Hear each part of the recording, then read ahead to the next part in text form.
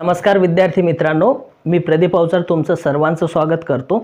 बघा, आपल्याकडे राज्यसेवा 2019च्या परीक्षेमध्ये जो आहे ना प्रश्न विचारण्यात आला होता। आता प्रश्न व्यवस्थित जे आहे ना समजून घ्या, म्हणजे तुम्हाला समजेल की याचा आन्सर कसं काढावं। आता याच्यात त्यांनी काय विचारलं, tense is the form of the verb to indicate. म्हणजे काय की टेन्स जो आहे ना हा असा क्रियापदाचा प्रकार आहे की जो दर्शवितो। आता काय दर्शवितो, ऑप्शन काय म्हटलेलं आहे यांनी बघा, the time of the action. म्हणजे वाक्यामध्ये जी क्रिया झालेली आहे ना त्या वाक्याच्या क्रियेचा वेळ दाखवतो, म्हणजे त्याला आपण टेन्स म्हणतो। आता हे मी एक्सप्लेन करतो चारी क्रियापदाचे फॉर्म कसे असतात।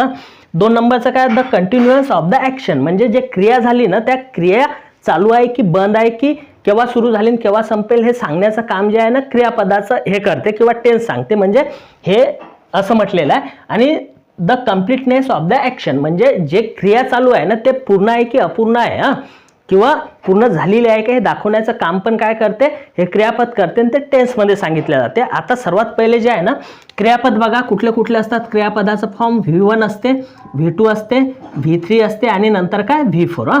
आता एक एक समजून घेऊ। जे क्रियापदाचं फर्स्ट फॉर्म आहे ना हे जर वाक्यामध्ये आला तर त्याचा अर्थ काय होते की तो वाक्याचा काळ जो आहे ना साधा वर्तमान काळ आहे। म्हणजे एखादी क्रिया जी आहे युनिव्हर्सल ट्रूथ असेल, काल पण झाली आज पण उद्या पण, ते क्रिया दर्शवण्यासाठी साधा वर्तमान काळ वापरले जाते। म्हणजे हे जे आहे ना इथं हे सांगितलं जाते। क्रियापदाचा सेकंड फॉर्म काय सांगते की जी घटना भूतकाळात झालेली आहे ते दर्शवण्यासाठी आपण क्रियापदाचा सेकंड फॉर्म यूज करतो। आणि V3 केव्हा यूज करतो आपण, जर एखादी क्रिया पूर्ण झालेली आहे तर त्यावेळेस काय करणार आपण क्रियापदाचा थर्ड फॉर्म यूज करतो। आणि क्रियापदाचा फोर्थ फॉर्म केव्हा यूज करतो, चौथा प्रकार, जेव्हा एखादी क्रिया ही कंटिन्युएशन मध्ये आहे म्हणजे चालू आहे तेव्हा V4 आपण यूज करतो। मग इथं दिलेलं ऑप्शन काय होतं, the time of the action.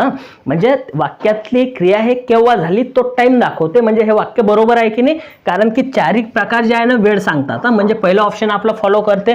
2 number मध्ये काय म्हटलं, द कंटिन्युअन्स ऑफ द ॲक्शन, म्हणजे एखादी क्रिया हे चालू आहे का ते सांगते टेन्स, म्हणजे हे पण वाक्य आपलं काय बरोबर आहे। आणि 3 नंबर काय होतं, the completeness of the action, म्हणजे याच्यामध्ये ती क्रिया पूर्ण झालेली आहे हे पण सांगते, जे की क्रियापदाचा थर्ड फॉर्म सांगते। म्हणजे तिसरं पण ऑप्शन आपलं बरोबर आहे। मग इथं ऑप्शन मध्ये ओनली A चुकीचा आहे, B चुकीचा आहे, C चुकीचा आहे। म्हणजे चारी सर्व ऑप्शन जे आहे ना तुमचे इथं फॉलो करतील त्याप्रमाणे तुमचं 4 नंबरचं ऑप्शन जे आहे ना हे उत्तर असणार आहे। बेसिक कन्सेप्ट राहतात।